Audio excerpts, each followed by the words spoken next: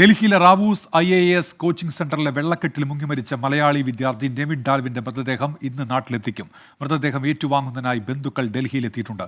ഇത്തരം സംഭവങ്ങൾ ഇനി ആവർത്തിക്കാതിരിക്കാൻ കർശന നടപടി വേണമെന്ന് ബന്ധുക്കൾ ആവശ്യപ്പെട്ടു.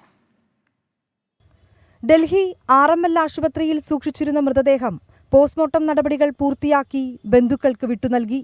രാത്രി 11:45ഓടെ സ്വദേശമായ തിരുവനന്തപുരത്തെത്തിക്കും. കഴിഞ്ഞ 4 വർഷത്തോളമായി നെവിൻ ഡാൽവിൻ ഡൽഹിയിലുണ്ട്. JRF നേടി ഡൽഹി ജവഹർലാൽ നെഹ്റു സർവകലാശാലയിൽ വിഷ്വൽ ആർട്സിൽ ഗവേഷണം നടത്തുകയായിരുന്നു.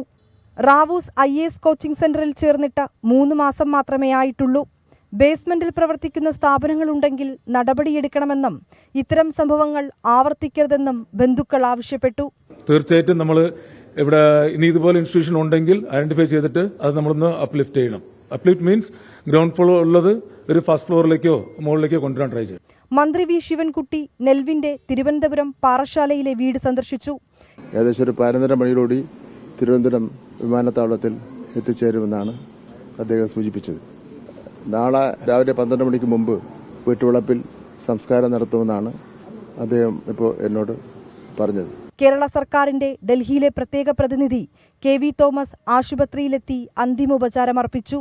പോലീസ് അന്വേഷണം തൃപ്തികരമാണെന്നും വിദ്യാർത്ഥികളുടെ സമരത്തിന് പൂർണ്ണ പിന്തുണ നൽകുന്നുവെന്നും നെവിന്റെ ബന്ധുക്കൾ വ്യക്തമാക്കി.